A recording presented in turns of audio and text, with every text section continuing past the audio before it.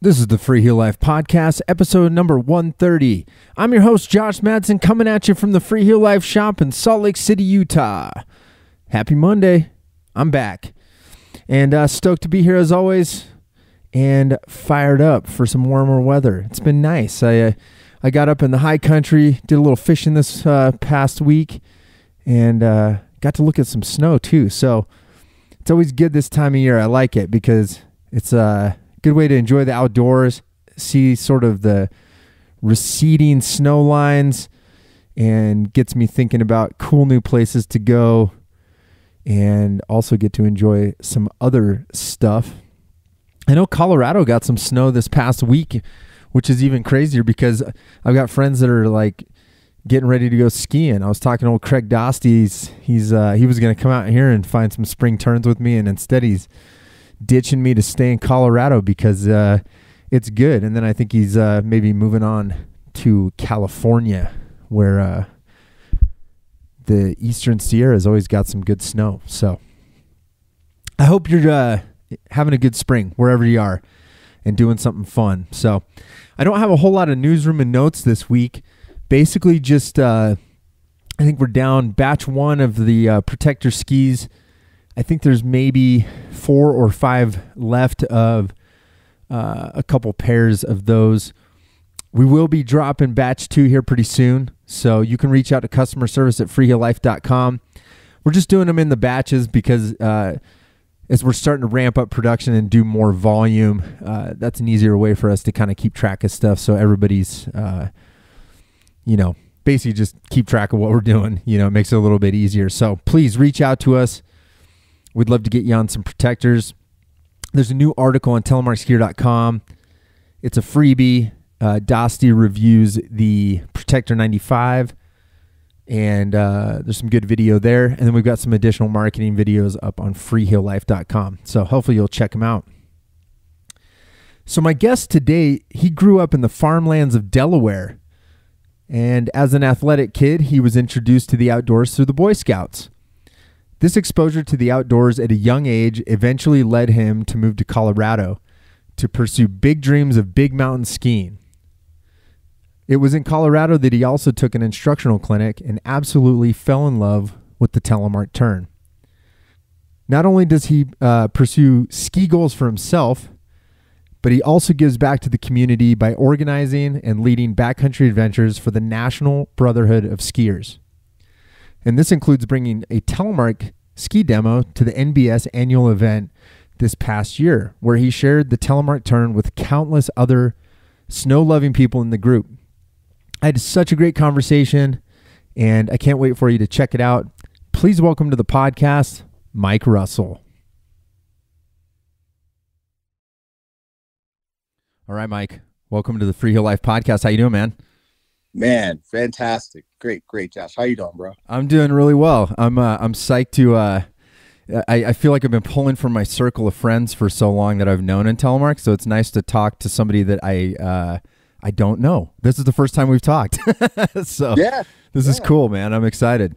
Yeah, hey, let's go. I'm excited too. I love it. Well, so you're in Colorado, right? And are you in Denver area?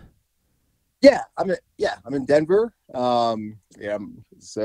Just been here for about 20 years, man. This is what I call home. Yeah, I think 20 years is the mark. Yeah, you gotta start saying I'm from that place at that point, right?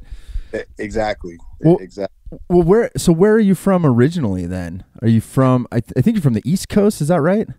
Yeah, man, I'm from the Ice Coast, man. I am from a place that is about as far away as you can get from skiing in the farmlands of Delaware, Oh, no way. My mom lives in Dover, so I know exactly what you're talking about. So there you go. I'm right there. Well, okay, so see, I didn't know the Delaware component, so that immediately makes me think, how did you get into skiing? Because even there, I mean, yeah, you could go to Pennsylvania, but Delaware's not known for its mountainous terrain. Not really. Josh, look, I grew up playing baseball. I mean, that's my passion sport. But in wintertime, which is not a baseball, kind of weather, I loved when it snowed. I just, if it snowed, because it does snow in Delaware, and it used to snow quite a bit. So I just loved being out in the woods, running around, building, snow forts. I just loved being in that environment. And, I watched like the wide world of sports or whatever. And, I always was attracted to the skiing competitions. And I always thought, as a kid, hey, you know what, I'm going to get into that sport, someday. And that little that I know at the time, that'd be my life. That's pretty much, what I focus, my time on these days. So that's kind of how that sparked, the passion, from being a kid, out in farmland. Yeah. Well, and that's, I mean, it's, yeah, the ski areas are even different there too. So, I mean, you're saying you mostly just saw it on TV and stuff, and you were like, that looks cool. You're mostly playing like baseball and doing that sort of thing. Then did you have any friends or family that did ski, or how did that all play out as a youngster? I guess I'm just curious, like, did you end up skiing on the East Coast before you came out West? No, let me talk a little bit more about the origin story. I mean, I had friends, who went skiing. I mean, skiing is an expensive sport, So yep. Living out in the country, they didn't have any sites or financial means to, take us to near ski resorts, either in Pennsylvania, there's some in Jersey, even near Maryland. But it wasn't really until I ended my baseball, careers. I played, through college, played a bit of semi-pro, and I was like, man, I need a sport, and especially I need something to do in the winter. So my first time skiing was, out of college, in Arizona, living out there, and I just fell in love with it. And then I moved to Jersey, and I was doing like a lot of people do, which is I had like a season pass, at all the Vail resorts.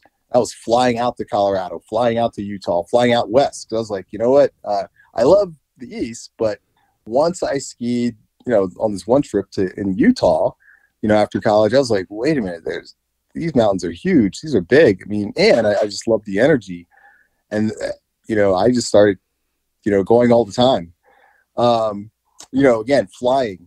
But what really propelled me into just immersing myself in skiing was, unfortunately, through a tragedy. I was driving on the New Jersey Turnpike, like many working stiffs, after college. And, I was like in my car, I was like, why is the World Trade Center smoking? Why is smoke coming out? I pass that skyline every day, for work. And, long story short about that was 9/11. And I watched it go down, from a bird's eye view. Wow. And as I was sitting there with my hands on the guardrail watching the World Trade Centers come down, I was like, wait a minute. Number one, I was supposed to be there 8 hours later, and I just missed that. And what are you doing? What, I know we're working this corporate life, but what do you really want to do? And it was audible, as some people have these experiences, ski. That's what you really want to do. I quit my job, or I offered my letter of resignation at my corporate job, and they said, hey, we were going to promote you to this VP job. I was like, can I do my VP job in the mountains in Colorado? And they're like, no, but you can keep working. So I moved like 4 months later to Colorado, and I just immersed myself into it. Now, a little bit more about it is, I was a decent skier, maybe a single black diamond or more of a blue black diamond. But Breckenridge had this program at the time, and this is 20 years ago. They had this for $100, so really it was $99. You can get unlimited ski lessons Thursday through Friday. Oh wow! Yeah, that's right. a bargain, dude. Years ago, right? Oh, geez. So I immersed myself in that program, and there were people there like Matt Belleville, who used to ski with, Doug Coombs all the time. There's Jen Loesch. There's this guy named Franzi and another guy named JJ, and all these individuals who were like level 3 PSI or examiners. They really kind of took me under their wing and said, hey, we could see the passion in you. Let's get after it. And that was Alpine. But, how did I get from Alpine to tele? Well, I knew I wanted to get into backcountry skiing. And 20 years ago, Telemark was still really, I think, one of the prominent ways to get into the backcountry. And also, I was like, I'm getting pretty decent at Alpine. Do I go snowboard or do I go tele? So I was like, no, I'm again, 20 years ago, there weren't as many, there weren't split boards and things like that. So I said, I'm going to go tele so I can start going backcountry. So the examiner there at Breckenridge was Mike Shemp. So every Saturday, they call it Telemark Saturdays. And again, for like another $99, you can get Telemark lessons every Saturday at Breckenridge. Wow. So, right. So I was just right place, right time, right price, right, where I had access to these, men and women who were just fantastic, at teaching this discipline. I also started to, get into the PSIA, and became a ski instructor. And I'll be honest, I'm the part that I liked more were the clinics. I like going to the PSIA clinics, and I just started crushing going to all the Telemark, clinics and really kind of dialed in, my turn. And then what really propelled me from, being a resort, focused skier to now let's go to the backcountry was we have this program here in Colorado, in Golden really. It's called the Colorado Mountain Club. And they have all these disciplines. You want to learn to rock climb, you want to learn, how high alpine, mountaineering. They also have a ski mountaineering school, and this is a great program. I mean, you learn the avalanche information in class. You go out, you actually practice avalanche safety in the field. Then every other Saturday for like 7 or 8 Saturdays, every other Saturday they take you. Let's go ski the Citadel. Let's go ski, a 14er. Let's, they immersed you in, in the ski mountaineering, and I did all that tele, and so so that's my origin story, if you will. How I really got into Telemark, and then really start taking it to the backcountry. That's rad, man. That's a super cool story too, and it highlights that. It's so funny when you talk about 20 years ago how you've got these like programs that are affordable, which is like you mentioned, ski business is expensive. I mean, that's such a barrier, and also I think I was going to ask you, was the rental gear available? That was the kind of the first thing that popped in my head is like, were you able to find gear pretty easy back then, or did you just buy it right off the bat, or do you remember, did they have a rental thing at Breck that you could do? Right. No, I just bought it.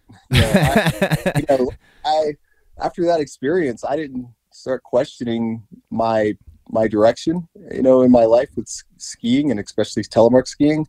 I just did it, You're my kind of guy, dude. You just jump right in, because that's what I always say. There's like, that's how it becomes fun too, because you don't have a choice. You're like, well, I bought this gear and I don't have any other gear to use, or you only start doing that full time. So that's awesome. Yeah, you're pretty much it. Yeah. The gear that I have, I'm gonna ride it because it was expensive to buy. So. Yeah, no, for sure. Well, and that's cool. Was it Colorado Mountain College? You said club. Colorado Mountain Club. Yeah, not CMC. Sorry, I'm like thinking too many. There's too many Colorado Mountain something after it. There is a Colorado Mountain College. Yeah. No, that makes sense. So you kind of went, so right off the bat, I mean, those are pretty big objectives. You're skiing 14ers, and for those that are not familiar with, I feel like everybody should be, but 14ers meaning 14,000 foot peaks, which is very much like a Colorado objective, whether you're hiking, and obviously skiing's even more a big deal because that's a long ways. Yeah, it is. So did you kind of end up right off the bat getting into, like you said, you did some of the Avalanche stuff as you got into the backcountry. Did you start thinking about taking a lot of the certification courses back then? I know it was a little bit different, but were you trying to get like level 1, level 2 Avalanche, like along with doing PSIA stuff? Yeah, absolutely. I think it was, maybe 18 years ago when I took my ARI level 1, Avalanche class. So, and then, between having that ski mountaineering and then my ARI level 1, that really set me in a positive, direction. And then I think it was maybe, 10 years ago where, because they have changed that curriculum up a little bit, but I took my level 2 and level 3. So I know it's a little different, these days, but I took my level 2 and level 3, but I actually did re-up, like 3 years ago with my level 2, because I just really, because I know that framework for ARI has changed a bit. So I wanted to make sure that I'm aware of the current framework, because there's been a lot of research done in the past, 20 years since I've, been through all these courses. Yeah, that is a lot of coursework to get through. And I guess one question I had too is because you kind of went immediately, not just backcountry, but kind of this mountaineering side of it. And I've had a couple mountain guides on here, and it's always interesting to talk to them now, sort of is there sort of that community, how they look at Telemark. I think when you were getting into it 20 years ago, it probably was a little more accepted, right? I mean, there was probably more telemarkers than, it wasn't like all alpine touring at that point, was it? You're absolutely right. At that point, again, 20 years ago, there was some alpine touring gear, but it was just as heavy, as Telemark gear, which has always been kind of the, complaint, if you will. But yeah, if I go to, say like, inbounds at Breckenridge or especially Loveland or Arapahoe Basin, there's a good percentage of telemarkers. I mean, I'd say on any given day, that'd be like 20 to 30% of the skiers out there were Telemark, at Loveland and A Basin. Those numbers have seemed to come down, and I think it's due to probably because of alpine backcountry gear and AT gears. It's lighter. The boots are lighter, the bindings are lighter, and they're making lighter skis. So I'm sure people were like, "Oh, if I don't have to lunge all day out in the backcountry, it's hard enough walking up. I'm going to alpine." They're not dedicated like us. That's the thing. Yeah. Exactly. I always say, people are like, if we made this gear, people would come back. And I'm like, I think they just didn't actually want to do it in the first place. They just didn't have a choice, I look, I have definitely backcountry friends who were Telemark skiers, and they've admitted that to me. They're like, nope. Yeah, I feel like it's like a behind the scenes like admittal from people. It's like right. they really didn't like the lunge, and now they're stoked that they don't have to have an excuse other than the gear's not evolved. It's too heavy. They've been able to move on. So I think it takes a certain personality to be a Telemark skier. You got to love the turn, and I do. The turn is just unlike anything, especially when you're in, I'm out on Vail Pass, maybe snowmobile access skiing, and it is like Japan, like 3-foot dump powder, and you make a tele turn on that. It's like flying. That's what I think about the closest thing to flying is for me when making a tele turn. Yeah, I love that you said that. I've said that so many times, like it really is a personality choice, and I think you'll meet certain people, and you can kind of tell the people, like there's just something, like when someone sees a good Telemark skier, I think that's kind of important too, is you can sort of they'll see a good tele skier and they're like, wow. And you can just see that light bulb sort of go on, and they're like, I want to do that. And a lot of times, not always that they're going to stick with it, but more times than not, those are the people that are, they're going to do it, and they're going to click with it. They're going to dive in. And you know, sometimes and the people that don't, I guess on the flip side, you can tell they're like, what's the point? Like, what's, or they always ask that question, like, what's the advantage of doing that? Yeah. So, yeah, I get that question a lot. Like, why do you do that? What's the, you know, advantage? You know, I also, you know, when I, you know, mountain bike, I also have a single speed, you know. I knew you were going to go there. Yeah, I knew it. It's like a fixed gear. Yep. I think fixies and telemark skiers and single speeders, they're all the same type of gene pool. Dude, that's so fun. Keep going. I want to hear more about this. No, I mean, for mountain biking, I was like, you know, because I also got into mountain biking because I was like, you know what, you cannot come into ski season, or it's a telemark ski season, you know, out of shape.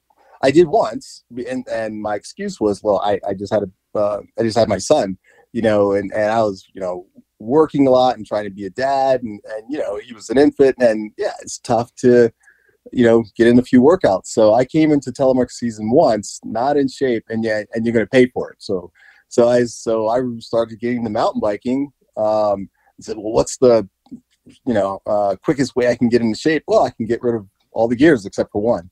And then, so that's my cross training, is mountain biking, my single speed bike, you know, to cross train and get ready for a telemark season. So that's how those two fit together. No, I love that. Were you like that as a baseball player too? Like, were you just very competitive and like very focused on train? Like you said, like when you started getting into PSIA stuff, you're like, I love the clinics, you know, were you that kind of guy in baseball too?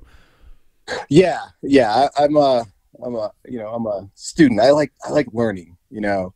So whatever discipline I'm in, I'm a student of the game, student of, you know, whatever I'm doing. But especially, you know, baseball, and it's also, the other component is creating relationships with people that are already doing it at a high level. Like looking at, you know, a pitcher, because I used to pitch or play shortstop and center field.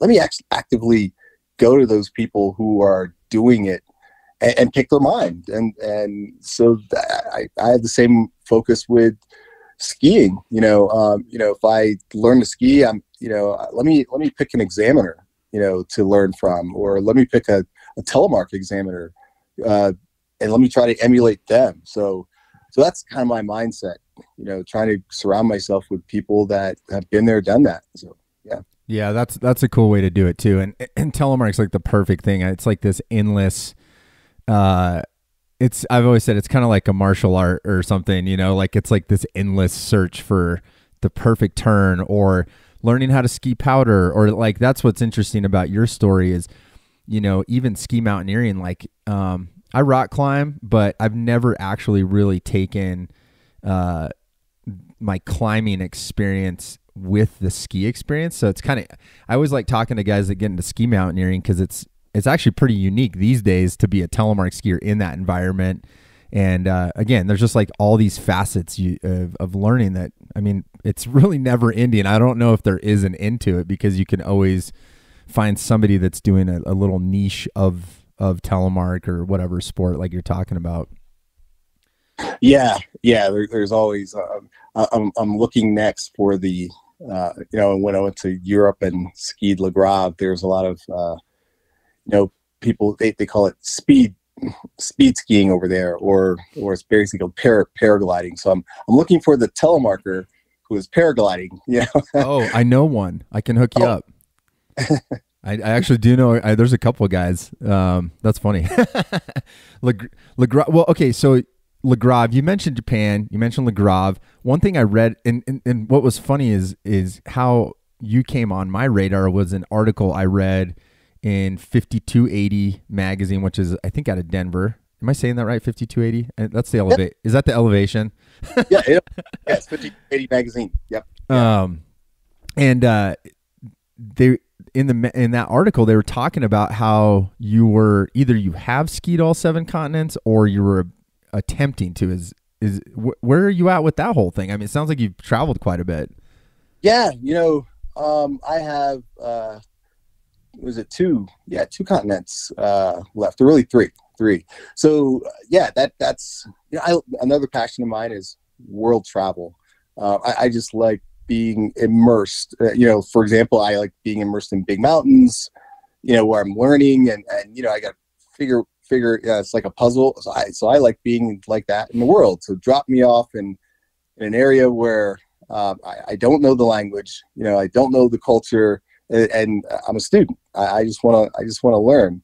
And I've just decided that, look, one of the best ways for me to travel the world is with my skis on my back. And so getting, tying it back to ski mountaineering and just backcountry skiing in general, one of my first trips was down to South America, skiing, Bariloche, Las Leñas, even, lots of places in Chile, but doing it all, using the ski resort as a base and just going from there, or just, finding a trailhead, in these areas. But yeah, what I have left are Africa. So I'm focusing on the Atlas Mountains next year, which I was trying to do that, 2 years ago when I turned 50. That was, my focus was, let's continue that project, but then COVID hit. And so that kind of stopped that for the last couple of years. But for 2023, we've re-upped that trip to the Atlas Mountains in Morocco. Then the other two places that I have left are Australia and Antarctica. And again, the focus is skiing backcountry, on each of these continents. Now, my understanding is that Australia is not the mecca of, skiing. So I'm going to go to New Zealand and call it good, but then get a No, you're going to skip Australia? Well, for backcountry, I want to, for backcountry skiing, I'm going to say. Oh, I was gonna say, dude, I've got some great connections for some awesome backcountry skiing in Australia. I'll hook you up. Oh yeah, please do. All right, because I'm getting educated. I mean, New Zealand. I have not skied either. I've been to both of those places, but at a different time of year. But yeah, I've got some great connections in Australia that I can hook you up with for sure. And there's, it's funky. I think the snow can get kind of funky, as you know, but there's some big, they're actually called the Australian Alps, I think, in this one zone. And there's some pretty big lines. I think it's just, you got to hit the snow correctly, like most places. All right. Hey, I'm reinvigorated then. All the Aussies listening are like, okay, good save, Madsen. Gotcha. No, I'm just teasing. I was going to jump off from there, and then, since I'm close, didn't jump off and go to Antarctica. What are you? Okay, yeah. So that's the. I guess what's the plan in Antarctica? I mean, is it? I guess I don't know much about skiing in Antarctica. I know there's been I've seen some expeditions down there. I mean, Are there larger pieces that you can ski, or is it just a lot of traversing? I guess fill me in if you know anything. So look, I've been through reading, I've seen documentaries, I've read books about people definitely skiing down there in Antarctica. I know they don't, that's not a skiing destination. Again, it's just my way of, hey, I want to go to Antarctica, let's and my boondoggle reason for going is I'm going to go ski. Yeah. But yeah, I've definitely heard. I know that there are definite ex-guides who go down there and they'll guide ski expeditions, in Antarctica. Now it is kind of cost prohibitive because I've looked at the cost. It's a little far away. Yeah, it's more in like the 15,000 and up, type of price range. Yeah. So I'm like saving that one, I'm going to, hit Africa, first, and then try to pull in Australia now, and then Antarctica. You're like, damn it, you've added this extra stop for me, man. Hey, but I'm glad that, again, Josh, I love learning, and look, if anyone knows about this cool place to ski, then that's what I want to do. Like, for example, like, what is it? Ushuaia. Oh yeah. Yeah. Like that's another wild place that I've heard about. And I'm like, I gotta get down there and let's go backcountry skiing down there. So yeah, I love, again, immersion. That's what I love. Oh, I love that, man. That's so cool, man. I'm very much the same way. I like traveling a lot, and I haven't been to Africa. I have seen some. Funny enough, there was a Warren Miller segment back in the day in Morocco with Telemark skiers. I don't know if you saw that one, but probably like 2003-ish, 2002. I'll have to look it up. But the skiing looked awesome there. I mean, I was like, wait, Morocco has skiing? I had no idea. So it looks like a pretty funky trip for sure. Yeah. Yeah, absolutely. I have friends who have gone. Friends who have told me about, the up track, part of the up track was by horse, and then you get off and then you start to skin. So do you have horse experience? Yeah, a bit. Okay, good. I don't. I'm when you said that, I'm like, I don't know if I'd be. What? How would that be? Yeah. But yeah, I have. Growing up in the country, I've ridden a few horses. My horsemanship is definitely not as good as my tele turn stuff. Oh, that's sweet, man. Well, that's pretty cool, man. I like that you're. Sounds like you've hit a lot of really cool spots. I mean, even saying like Bariloche, I was gonna say there's a really good tele buddy of mine down there. That backcountry looks phenomenal.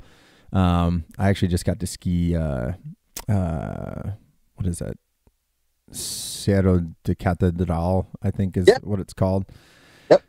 But yeah, that backcountry around there looks mind blowing. Like if you've got a way to get in there, so many places to go, man. I know you're getting my mind spinning. I'm like, oh yeah, I need to go to that place and that place and that place. Yeah. Hey, I think as the pandemic resides, then the world is opening back up, and yeah, we can get back out there, start skiing. But yeah, definitely, South America has a special place, for me. It's one of those places, especially Bariloche, where they just have fantastic spires, and they're well known for chute skiing. I love, chute skiing, and of course, skiing tele in a chute, versus alpining in a chute, my if I'm skiing it out, if I were to ever, put on my alpines, which I do occasionally, I always remind myself, like, you can make these turns because, it's only 180, your skis. Whereas when you're splayed out, in a full tele stance, you're twice as long, you're out, 210, spread out. So yep. Definitely been in those Bariloche, chutes, making tele turns, and, you get that shaky leg, going on. The sewing machine leg. Exactly. But that's what makes it fun. As soon as the heart pounding and the shaky leg goes away, then I'm like, well, it's not fun anymore. Yeah. Well, and I'm glad you brought that up, because that was I meant to sort of bring that up when we were talking about the mountaineering stuff earlier. Is I think people sometimes often gloss over the fact that Telemark descents on ski mountaineering lines, not just like backcountry powder stuff, but like technical stuff where if you're actually making tele turns. Not to say you have to do a Telemark turn all the time. There's times to do a parallel turn on your Telemark gear. But sure. I think someone making a true Telemark descent when it's possible, there's a lot of risk, because like you're saying, also the way your body position is too. It's not like you're just flipping your skis around, 180, like you said. I mean, there's a whole opportunity of getting tangled up when you're doing that lead change, on a steep couloir, or, you're above, a no fall zone or something like that. So I have a lot of respect for the guys that are doing more technical lines like that on tele gear, not because it adds an element of risk, and it adds a piece to the puzzle. It's interesting. Yeah, it does. It absolutely does. when I went to Alaska to ski the Chugach Range with Chugach powder guides, and the first day I brought both sets. The first day that I went heli skiing in Alaska, I alpined, and that first day, I was like, man, my turns just they were coming together. I skied fine that first day, but they just weren't coming together. And I went back to the hotel that night, and I had my tele gear, and I was like, what am I doing? Just put your teles on. As soon as I put my teles on and went back heli skiing, and and just like you said, yeah, there's some no fall zone lines. It was like a spiritual event, and that's I would definitely say I'm more connected even spiritually with being a telemark skier. I could not make a bad turn if I tried to in that week of heli skiing in Alaska on my tele skis. I don't know, it just all came together. And tele skiing for me is much more of a feeling. If I put myself in a positive, receiving type space, my tele turns just turn themselves. So I don't know. That's just how it works. It works over here. So for me. No, I love that, man. That's cool. And that's what I've loved about this podcast is hearing stories like that from other telemarketers, because it takes the noise out of like, we're not trying to, the listeners of this podcast are either people getting into it or have done it for a long time. And I like that we can kind of expand on these personal experiences people have, because within the telemark community worldwide, we can talk about this stuff. And I'm like, oh yeah, I know exactly what he's talking about. Like I can feel it. I get like goosebumps.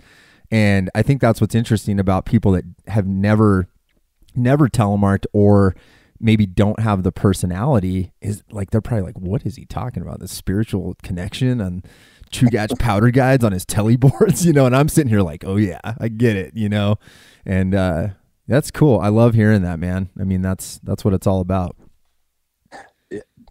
Yeah. There's this, it's hard to explain. You'd have to, I think, do it to really feel it and understand it. Yeah, for sure. So what's your gear setup these days? I mean, if you started 20 years ago, you're probably starting on Targas and T2s or, T1s maybe. I'm kind of curious, what's been your gear evolution, and then kind of where are you at now? Yeah. I'm just picturing my garage, which it's probably a museum of the lineup, right? Exactly. So it's because look, I don't get rid of skis, and nor boots. So yeah, I think I started out on like my first pair of boots were Crispies, the bright yellow, so you could see me coming. Yeah. Warning boots.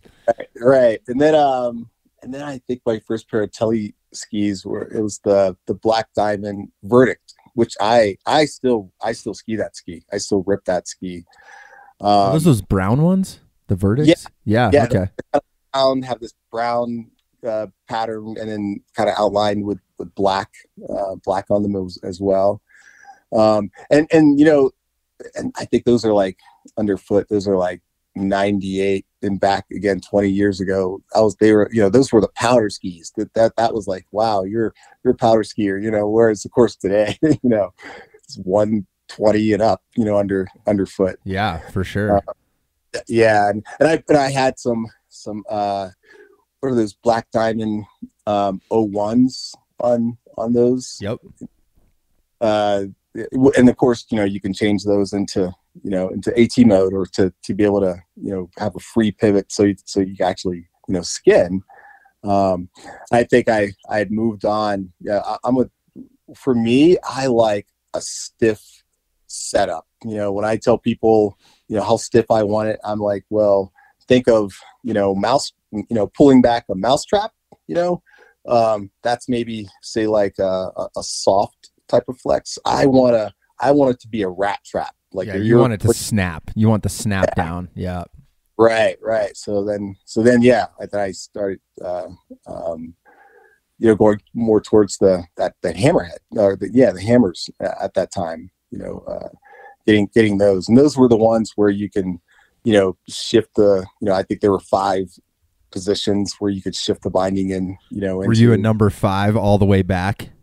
Yeah, I was. Yep, all the way back. Yeah, I was just gonna say, when you were describing what you like, I was like, oh, he's for sure position number 5. Probably had stiffy springs back in the day. Yep, exactly. So but I've always had I think I went into black diamond, amperage, but kind of stayed with that, that hammerhead or that hammers type of, binding, because I wanted to get a much bigger ski. But then that's when I went to the Scarpa T1s. That was my first foray into those, and the Scarpas fit my foot. I have a wide last, type of foot. So, my foot just, fit in there like a glove, and they're a comfortable boot for me to hike in and skid in, as well. And then nowadays, I did. And by the way, it's only been, I think this is only my 3rd year, on NTN, so that progression has been fantastic, because when you get your tele set up, because setting up your tele is like tuning. Let's say you play the violin or the cello, you have to tune it. For me, Telemark skiing is the same way, and switching from the old 75 millimeter to NTN, I was like, wait, you know what, I got it dialed in, and I was nervous about making that NTN jump, but I did, and yeah, I do love the the progression and kind of the stiffness, because that's what I am. I'm more of a stiff type of skier, and that progression's been fun. Yeah, that's probably actually a good, I've always said, like, if you got into hammerhead and then, axle or vice, kind of that 22 pathway into NTN, it generally seems to be a easier evolution. I like how you brought the violin thing up. That it actually, it reminds me, like, I play guitar. It's like, if you get a new guitar, like, you kind of have to take a chance to, like, change the action on it, which is like, how high the strings are off the fretboard, for instance, or, something like that. It's actually very similar, kind of musical instrument comparison. It's very personalized. We talk about that all the time, like, each tele skier just got, like, such an interesting, everybody's style's different, and everybody's gear lineup and the way they use the gear is incredibly unique. Yeah, you're absolutely right. Because I, definitely when I dropped into those NTNs that I had, the spring wasn't as, as stiff. I felt like I was about to fall on my face, for at least the way that I like to make a turn. I immediately the next day went and got that stiffer spring, and I was, off to the races. So that was, absolutely. Yeah. I love that. Well, I wanted to get into, your association with, National Brotherhood of Skiers, and talk a little bit about that before we're cooking through. I told you, see, it's good talking to you, man. I love this, because it's like, I love just meeting new people and hearing their tele history. It's always so interesting to me. But yeah, part of that article that I came across, talked about your association with working with the National Brotherhood of Skiers. And I kind of wanted to just, I've never talked about it on the podcast. It's something that's been on my radar. Like, when I used to work in marketing at a ski resort, I actually was always, like, trying to figure out how to get, because there's an annual event, right? Where, like, the NBS chooses, like, a different mountain they go to each year, correct? It does change, right? It's not one specific place, or is it always the same place? No, it's different. Yeah. Different. Called the National Brotherhood of Skiers Annual Summit, where, we'll kind of choose one ski resort, usually out west, and because it needs to be a ski resort that can really house, anywhere between 2,000 to up to 4,000 people who come to that event. Obviously with pandemic, the numbers have been a lot lighter, but pre-pandemic, you could come to one of these National Brotherhood of Skiers events and it's 4,000. Wow. Yeah. African Americans, Caribbean, European, people of color from Europe, all coming over to descend on, one ski resort. But, in general, the National Brotherhood of Skiers is it's an organization, here in the U.S., really it's made up of several ski clubs. So, for example, here in Colorado, we have, Ski Noir, 5280, you have Slippers and Sliders, you have others, kind of African-American clubs in Detroit or Chicago, LA, and all these major cities. So they're doing their own thing and trying to promote, people of color coming in, to this expensive sport, because that's one of the things we talk about. How do we get more people into this sport? Honestly, look, regardless of background, culture, it can be, cost prohibitive to, any culture. So at least for the National Brotherhood of Skiers, we're trying to, create pathways to get into this, to this sport. Then each of those cities has their own club. So every year, the National Brotherhood of Skiers will come together and have what's called, the NBS Summit. And, it is just a fantastic time. Of course, the focus is let's ski, let's snowboard, and I'm pushing the, let's telemark and get into the backcountry as well.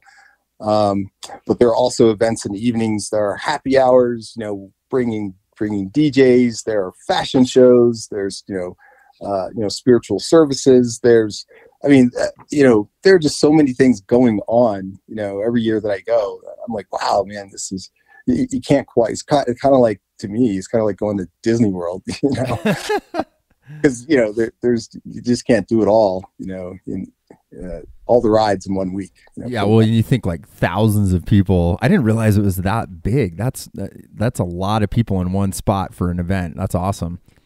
Yeah, absolutely.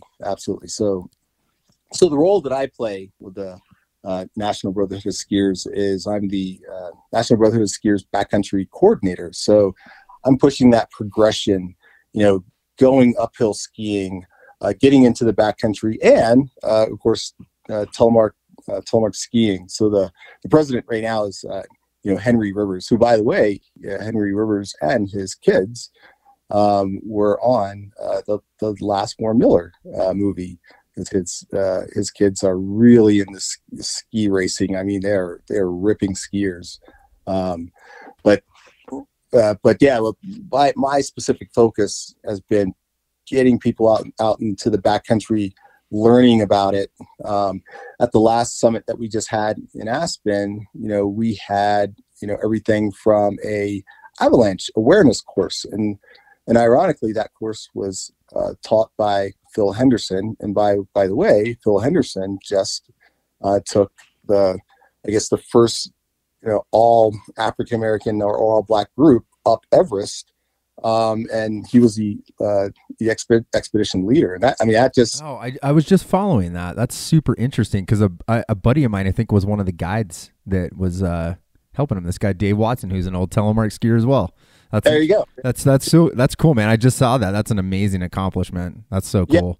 Yeah, absolutely. So Phil Henderson was he trained, my group in avalanche awareness and safety. Was he, sorry to interrupt, I think I was reading an article from him. Was he the Knowles instructor that's been doing it for like 35 years or something? You're absolutely right. Yes. Okay. Yeah. I was just reading about that. Okay.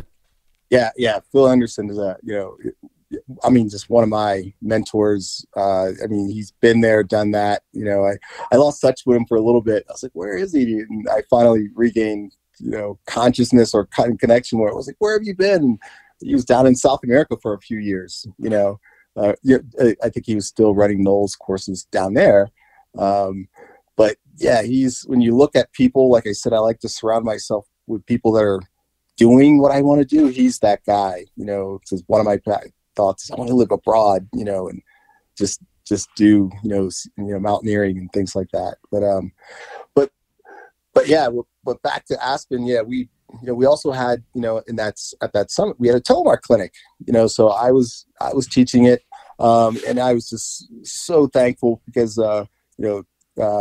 Chris from 22 Designs, Chris Volant, and then also, Dave Bombard from Bishop, Telemark came and helped me out to, hey, let's give you guys some, some skis, some Telemark gear, and let's run this Telemark, clinic for the National Brotherhood of Skiers, and starting to get them, into Telemark. I had, over the course of 3 days, I probably had about 30 people, making tele turns, and it was so awesome, just have that, that community just getting into this, and believe me, after that tele clinic, then they're calling me like, hey, what boots should I get? What kind of binding should I get? And I heard this thing about NTN versus the old style. What should I do? And so yeah, in that community, yeah, we're getting, some Telemark skiers,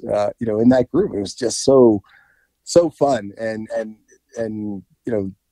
I'll be honest, I kind of brought a tear to my eye because just to ski with that group and, start ripping tele turns. It was just phenomenal. That's so cool, man. I love that. I mentioned this to you when we first started texting. I'd love to be a part of that summit next time, and we'll bring some Freeheel Life skis and help out. That'd be really cool.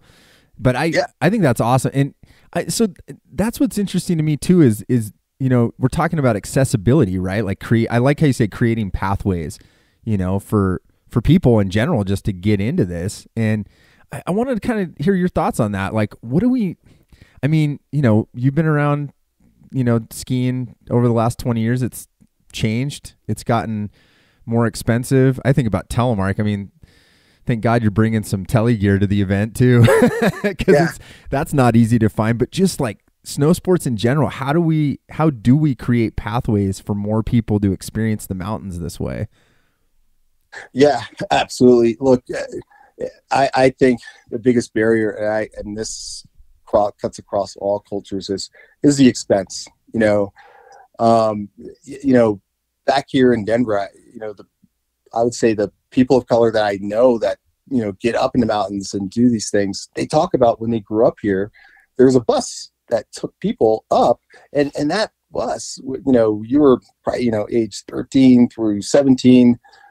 Irregardless of culture, it would take people to the mountains, take people to Loveland, to Winter Park, and get, there were programs, like that made, skiing, accessible. And yeah, over the years, especially now with inflation, things have gotten, expensive. And I just, there are organizations like, 5280 Ski Noir and Slippers and Sliders who are trying to bring that back. And also one group that we have here, BIPOC Mountain Collective, trying to make it, accessible, for people to come up. For example, like, when trying to get, again, almost anyone into this sport, everyone's thinking, oh, let me just do a day here or a day there.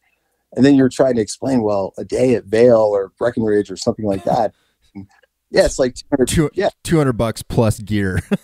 Exactly. So we're talking about, well, maybe it's better, hey, if you're going to go at least 3-4 times, then get a season pass. So it starts with education.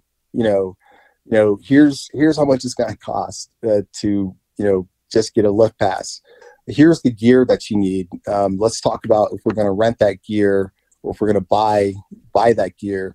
Also, through different, organizations, there are different organizations, at least here in Denver, that they have stockpiles of gear. So we're trying to, marry up, the need with the, demand to get everyone that gear so that they can either rent it or just, own that older gear.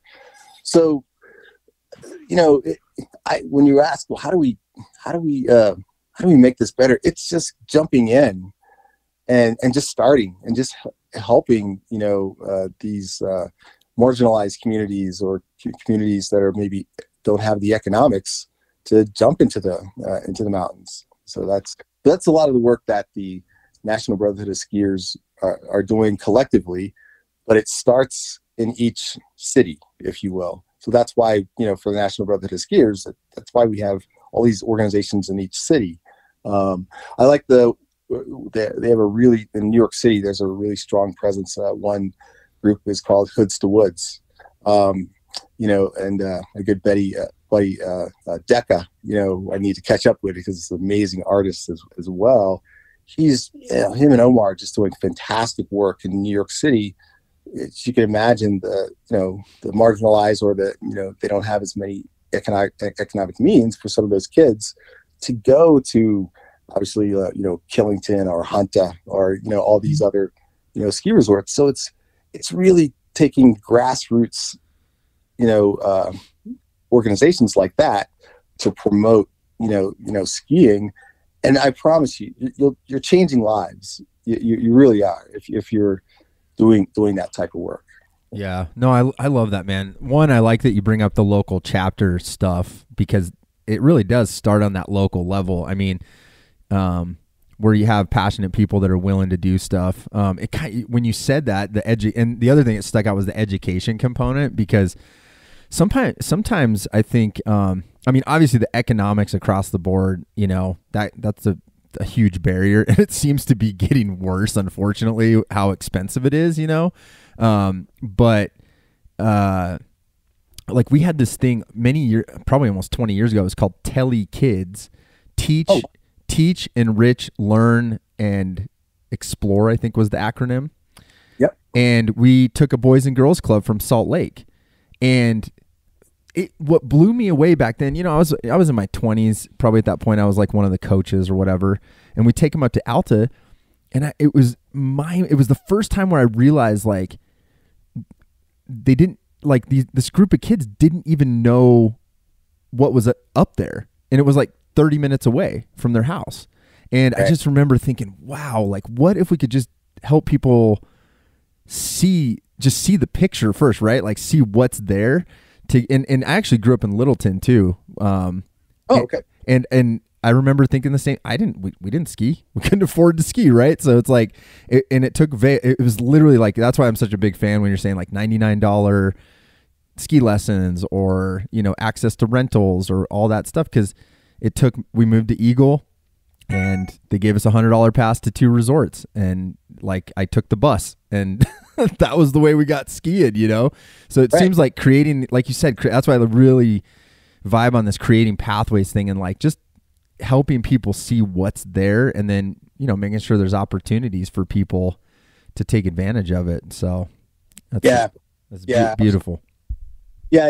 Even in Colorado's trying, again, I've been here 20 years, and one thing that they have is, there's a pass that you can get it. And this is part of the education that people don't know about. I was just telling a parent this at my son's soccer game last night. This family, they have 3 kids, and it's expensive for them to ski. And I reminded them that, there is a program for 5th and 6th graders where they get passes. I think it's like 3 to 5 days to get passes to just about every ski resort in Colorado when you're in 5th and 6th grade. So it's education. It's knowing about those types of opportunities that can, help with these economics. And again, that's across the board for all cultures, to help, anyone who's, who can't afford that season pass. That's a good reminder, because I think actually, Ski Utah, we have something like that, or that's kind of our tourism sort of. They drive kind of all the resorts and educating people, and I think it's like a kids passport or something similar to that. But yeah, it allows kids that are in a certain grade level, to have access to go skiing a couple times at each resort over the season. I hope in the future we can find ways to make it affordable, and yeah, that's my only concern, I think, moving forward. It's some days I look at the lift tickets, and like you said, the season passes make sense a little bit more than sometimes the day tickets do, because those can add up pretty quick. So Yeah, yeah. But I do see, resorts like, even Arapahoe Basin, Loveland, Monarch. And again, these are, because I live here in Colorado, these are ones that I know that they're actively, again, trying to make it affordable, to all, to those without the economic means to go to, say, like a Vail. And I see, that they're also, reaching out for diversity and inclusion. Even we just did an event at Bluebird, Backcountry, where they reached out to our local, National Brotherhood of Skiers chapter here, Ski Noir 5280, and they did a day, for bringing people out, and they did help us out with some of the costs, because backcountry equipment is expensive, so they helped us out with rentals to go to for a backcountry day, over at Bluebird. I know Arapahoe Basin also did a day for a club called Black Packers, and gave them lessons and things like that. So it's really reaching out, to these, BIPOC, marginalized, or any group who's, having a barrier trying to get into open spaces, into, mountains, and try to have this experience for everyone. So that's the goal. I love that, man. Well, yeah, no, thanks for running me through that. It's really, I think it's an important topic for sure. And I know, one thing I wanted before we wrap up is you're doing some cool videos too, right? And kind of making your own stuff. Right. I wanted to, where can people find those? I think it's mostly on Vimeo, right? Yeah. Telemark. Yeah. It's under my Vimeo account under Telemark, which I got that name out of, I was given that name, out of the National Brotherhood of Skiers, because of course there's a lot of mics, but I'm the one guy who's on tele skis, hence, Telemark.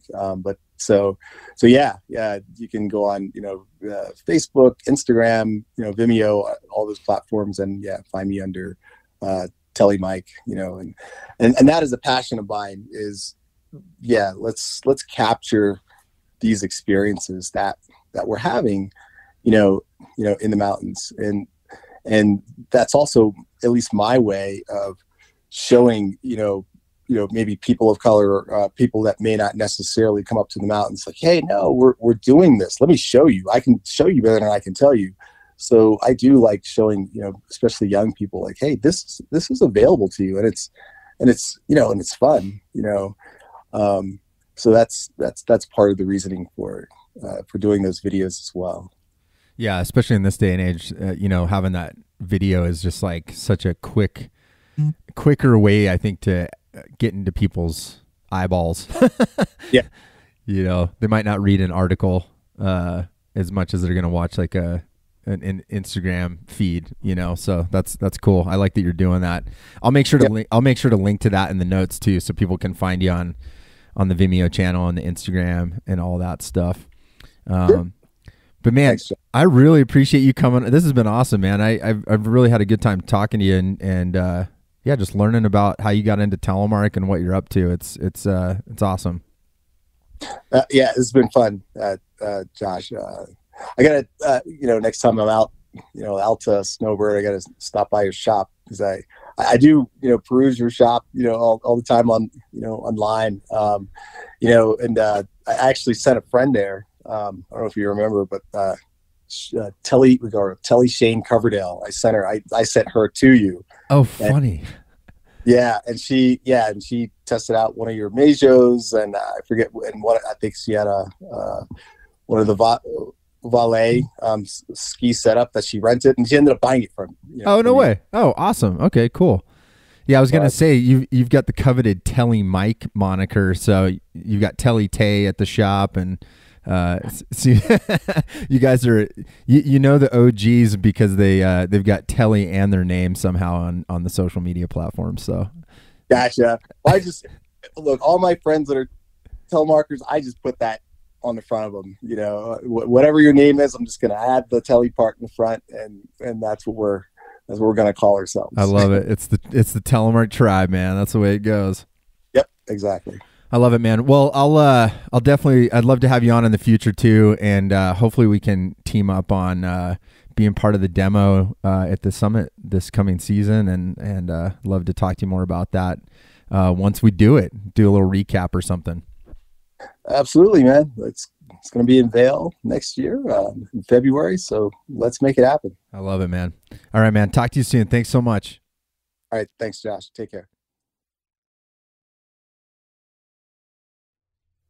Such a great conversation with Mike. Always love meeting new people. And those are always those fun conversations when I hop on the podcast. And that's like literally the first time I'm talking with somebody, because I think it gives sort of that sense of discovery, right? Like I'm discovering as I'm doing the podcast who these people are, what they're up to, what they're doing.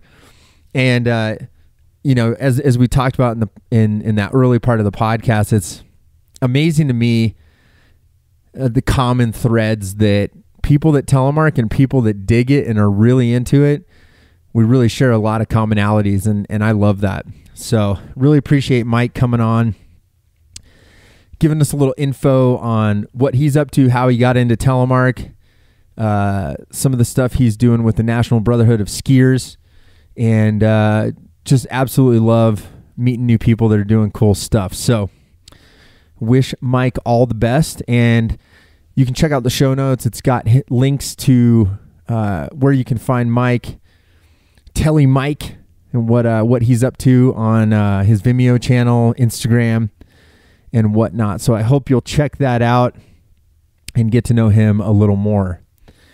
As for us, how you can support us, shop at freeheellife.com. Get a pair of protectors. And you can always support us by going to the website. If you got questions about stuff, we are still available during the week. Customer service at freeheellife.com. The brick and mortar store is closed, but we are available by email or text, and you can get at us there. You can email me directly at podcast@freeheellife.com, and I'm going to be rocking and rolling every Monday, just like I always am.